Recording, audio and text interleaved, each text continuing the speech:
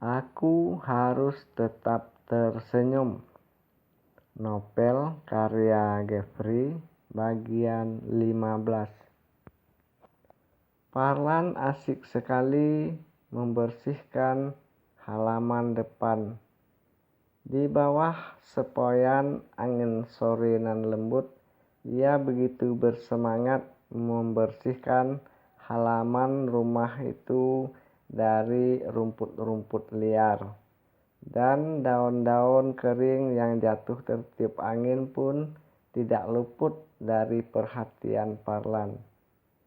Karena itulah pekarangan rumahnya itu selalu bersih. Ia selalu menjaga kebersihan rumahnya, terutama ketika Parlan tidak mendapatkan pekerjaan di rumah tetangga ataupun tidak ada yang memesan rumput untuk hewan ternak mereka. Parlan tidak pernah menyia-nyiakan waktu. Sedikitpun waktu yang ada selalu ia manfaatkan untuk hal-hal yang bermanfaat. Inilah salah satu di antaranya, yaitu membersihkan pekarangan. Walau halaman rumah Parlan tidak ada bunga yang ditanam secara khusus, namun karena selalu bersih, tampak pekarangan itu indah juga dipandang. Sedang asiknya Parlan membersihkan pekarangan rumah, tiba-tiba sebuah mobil warna putih memasuki pekarangan, dan ketika pintu mobil terbuka, keluarlah Pak Ilham. Parlan kaget mendapatkan kehadiran Pak Ilham ini, karena ia tahu Pak Ilham itu adalah seorang rentenir besar. Ia tinggal di simpang arah masuk ke desa Sukajadi ini. Mari Pak, kita duduk di serambi aja. Mungkin ada yang perlu. Ya benar Lan, saya ada perlu sebentar. Sebenarnya saya tidak bertujuan ke sini Lan. Setelah duduk di serambi, Pak Ilham kembali membuka pembicaraan di antara mereka. Sebenarnya saya mencari Bu Kartika, tetapi tadi ketika saya sampai ke rumahnya, ternyata Bu Kartika sudah menjual rumahnya kepada Pak Lumban. Pak Kades, Pak. Ya, Pak Kades. Oh, jadi apa hubungannya dengan saya, Pak? Parlan memberanikan diri bertanya. Dengarkan baik-baik Lan ya. Surat tanahmu ini sudah digadaikan oleh Bu Kartika, katanya atas persetujuanmu, sebanyak 300 juta. Perjanjiannya untuk modal usaha. Dalam 2 bulan, uang itu akan dikembalikan beserta bunganya. Tapi ini sudah 3 bulan. Sekalipun Bu Kartika tidak pernah mengangsur. Malah dihubungi tidak bisa. Karena itulah saya sengaja datang ke rumah Bu Kartika tadi. Tapi yang saya temui malah berita bahwa Bu Kartika sudah tidak tinggal di situ lagi. Rumah itu pun sudah ia jual. Karena itulah Lan, saya singgah ke sini. Saya cuma ingin menyampaikan sesuai dengan kesepakatan. Saya akan beri kamu waktu 3 hari untuk mengosongkan rumah ini. Lepas itu, saya akan menghuni langsung rumah ini. Oh, saya jadi tidak mengerti, Pak. Apa hubungannya pinjam-meminjam di antara Pak Ilham dan Bu Kartika melibatkan rumah ini? Loh, itu kan atas dasar jaminan yang diberikan oleh Bu Kartika. Jaminannya kan ya surat rumah ini. Tapi itu kan tidak atas nama Bu Kartika, Pak. Yang memegang surat itu kan Bu Kartika. Tentu Bu Kartika berhak atas surat yang ia pegang. Itu yang saya tahu, Lan. Apa itu tidak bisa dipikir ulang, Pak? Itu kan atas kesepakatan. Oke, Lan, saya tidak biasa berkompromi untuk hal ini. Saya hanya menjalankan kebiasaan karena itu adalah hak saya, maka rasa-rasanya tidak ada salahnya saya mengambil hak saya. Bukan begitu, Lan? Kalau menurut Bapak begitu, tapi rasa-rasa saya itu tidaklah pantas, Pak. Antara kalian yang berhutang piutang, mengapa harus melibatkan rumah warisan saya, Pak? Itu saya tidak tahu, Lan. Itu adalah urusanmu dengan Bu Kartika. Mohon urusanmu dengan Bu Kartika kalian selesaikan berdua. Dan saya juga akan menyelesaikan urusan tentang hak-hak saya, Lan. Baiklah, Lan, saya permisi dulu. Ingat ya, Lan, 3 hari. Pak Lan hanya diam saja. Namun Pak Ilham tidak memperdulikannya. Setelah ia memasuki mobil, mobil itu pun berlalu menjauh dari rumah Parlan. Parlan nampak duduk termenung berpikir bagaimana jalan keluar yang baik yang mampu ia ambil.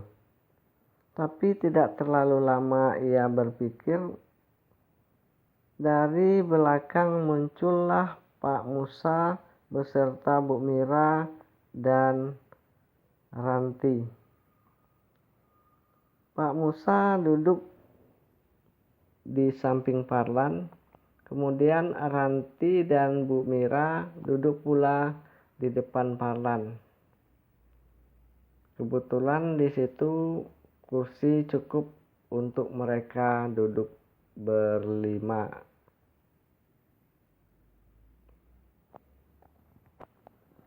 Karena saat itu Pak Mamat juga sudah hadir di situ dan ia sudah duduk pula di samping Pak Musa.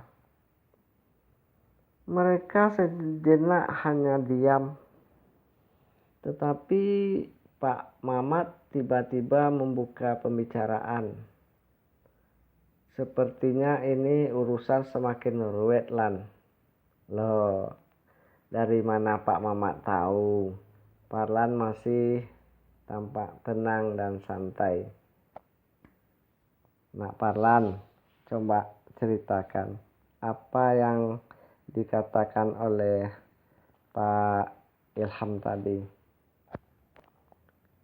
Pak Musa bertanya kepada Parlan dengan tenang, dengan suara khas seorang ayah. Kemudian Bu Mira menimpali lagi. Nampaknya Parlan bertubi-tubi mendapat serangan dari tetangganya itu. Nak Parlan, kami sudah tahu, Nak, bagaimana sifat Pak Ilham itu. Tidak 1-2 orang yang terkena olehnya. Karena itu ceritakanlah, biar kami menolongmu memikirkan bagaimana jalan keluarnya. Kami juga mendengar, Nak, bahwa Pak Lumban telah membeli rumah Bu Kartika dan Bu Kartika sudah tidak ada lagi di desa ini.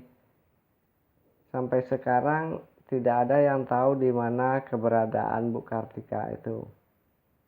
Tapi Parlan masih senyum-senyum saja. Sementara di dalam hatinya Pak Mamat sangat marah sekali, tapi ia masih berusaha tenang. Pak Ilham meminta kepada saya untuk meninggalkan rumah ini dalam 3 hari, Pak. Karena rumah ini sudah digadaikan oleh Bu Kartika kepadanya 3 bulan yang lalu dan sudah jatuh tempo. Tapi Bu Kartika tidak dapat dihubungi. Makanya Pak Ilham katanya 3 hari lagi akan mendiami rumah itu. Nyit, boom.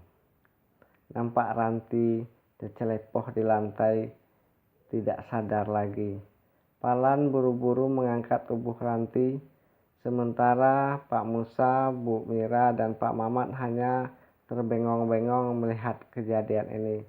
Palan langsung memopong tubuh perempuan muda itu ke atas kursi panjang yang berada di dalam ruang tamu. Setelah membaringkan Ranti di atas kursi panjang, Palan menekan sana-sini tubuh Ranti yang dianggapnya perlu untuk pertolongan pertama. Kemudian ia ke belakang mengambil segelas air. Setelah menekan sana-sini lagi, mengurut-urut tengkuk Ranti, ia membersihkan air itu ke muka Ranti. Perlahan nampak Ranti mengedip-ngedipkan matanya, lalu langsung duduk. Palan nampak senyum melihat temannya ini sudah siuman kembali. Namun alangkah kagetnya Palan ketika Bu Mira nampak menjerit mendapatkan putrinya sudah siuman kembali. Palan tidak tahu apakah itu jerit ketakutan atau jerit bahagia. Setelah Bu Mira melepaskan rangkulannya dari anak gadis yang ia sayangi itu, dan setelah ia dapat menguasai diri, Ranti pun sudah nampak tenang. Palan membuka kebisuan ini. Mudah-mudahan ada kemudahan bagi kita untuk menyelesaikan persoalan ini, Pak, Bu. Ranti, jangan terlalu memikirkan sesuatu. Lebih utama yang kita pikirkan adalah kesehatan. Apalah artinya rumah ini dibanding kesehatan kita, Ranti? Nampak Pak Musa bengong melihat bagaimana ketabahan pemuda ini. Ia lebih memikirkan keselamatan putrinya, menasihati putrinya agar tidak terlalu memikirkan. Bahkan harus lebih memikirkan kesehatan putrinya daripada rumah warisannya. Pak Mamat di dalam hatinya sangat jengkel sekali, tapi ia tidak bicara sepatah pun. Bu Mira juga diam sambil meneteskan air mata karena ia sangat shock mendapat kenyataan yang diterima Palan, ditambah lagi atas pingsannya Ranti. Pak Musa juga tidak bisa berbuat apa-apa, hanya diam. Pak, Bu, Ranti, mudah-mudahan ada jalan untuk kita. Kita serahkan saja urusan ini kepada Allah, kata Pak Mamat memotong dengan jengkel. Lalu ia berdiri pergi meninggalkan mereka. Ranti nampak senyum-senyum melihat kelakuan Pak Mamat, apalagi Palan. Bersambung.